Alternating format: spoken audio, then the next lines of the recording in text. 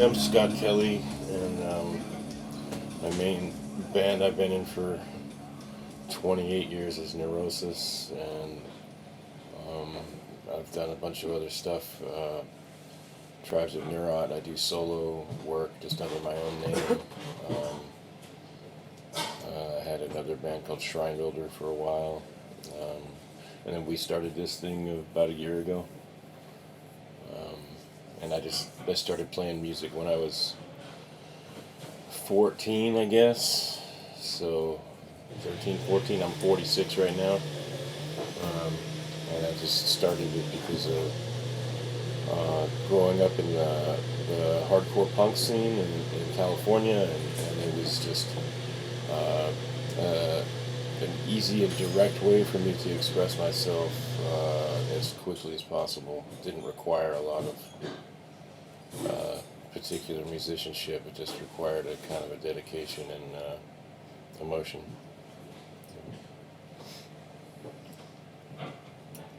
Uh, Mike Nine Williams. My main band for 25 years has been I Hate God, but I've been in other bands like Outlaw Order and Arson Anthem. I have another kind of experimental band I do called The Guilt Of. We don't play live, but we put out records and stuff. And pretty much the same thing he said. I mean, we have a lot in common, this guy. I've been in band since I was about 15. Same thing, punk rock, grew up in that scene. Started getting into other weirder music and underground stuff from there, so. My name is Bruce Lamont. The band I've been playing with for the longest run has been a band called Yakuza from Chicago. I have also involved in a few other projects, a band called Bloodiest, do some solo work. I've been playing music since I was 9 years old.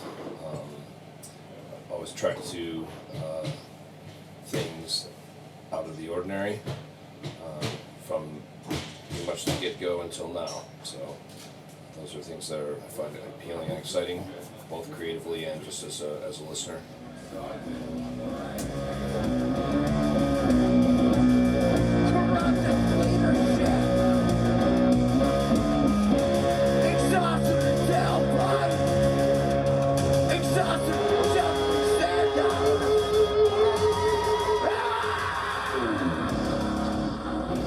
Kind of an accident.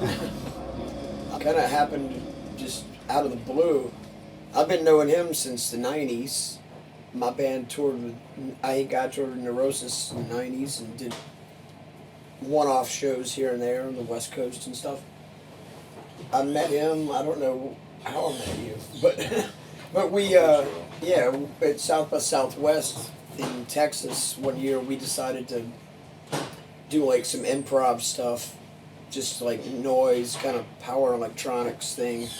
Then the year after that, I guess it was, we kind of took it up a step where I kind of read more spoken word stuff while he kind of improvised with the saxophone with effects and stuff.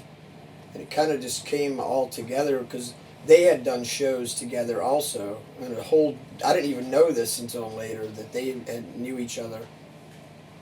And we got the idea to do solo sets and just go on tour together. We were going to do just 3 solo sets, and sax, acoustic, spoken word. And then Sanford came in the picture and kind of brought it together with like some, I guess that's how the songs came about, huh? The first 3 songs. We were kind of talking about. We started talking about what could the 3 of us do at the end of the show together, right. Like a collaboration on our tour. And then I remember Bruce sending an email and said, "Well, what would you think if Sanford got involved in the picture?" And we all know Sanford, and I remember saying, "Well, what's he going to do?" And then Sanford sent some loops in the email, and I was like, "Oh fuck, I could work with that." I mean, it was really spoke to me really immediately. I had ideas, and so I went in the studio and recorded a bunch of riffs on top of the stuff he had sent, and sent it back to him, and then he started working on it, and Bruce jumped in on it, and Mike jumped in on it, and then we had 3 songs. And so once we had the 3 songs, then we went out on tour with 3 songs, and we made up about an hour's worth of other material between the original idea, the solo sets, and kind of mixing things together. And we toured. We did like 25 shows in the States. And we recorded a whole bunch more stuff when we were on tour, and that's what led to this album. The tour was really great because as the tour went on, we obviously got a lot more comfortable with each other, and we were able to kind of flesh out some of the solo material. That some of it started to become our thing. You know, at first it was pretty much. Kind of overlapped. Yeah, it started to overlap more so, as opposed to solo sets being like Sanford would do his thing, and then I would go, and we would kind of took turns. Well, then it just became right towards the middle, or even later in the tour, it became where it was just like we're all kind of doing stuff with each other, which basically we were a band before the end of that tour for sure. Not just 4 solo artists doing. Even in the songs. first Right. week, it started to happen. Like it just really happened organically. We just all had ideas, and everybody was really inspired by the whole kind of freedom of the whole thing. It was just, it just felt good, And then we, of course, the other thing we did is before the tours, we decided we wanted to come up with this symbol, and so we had our friend Heath Rave, who's a tattoo artist in Chicago, draw up this symbol, and we worked that out because we decided that we wanted to do like Prince. Which is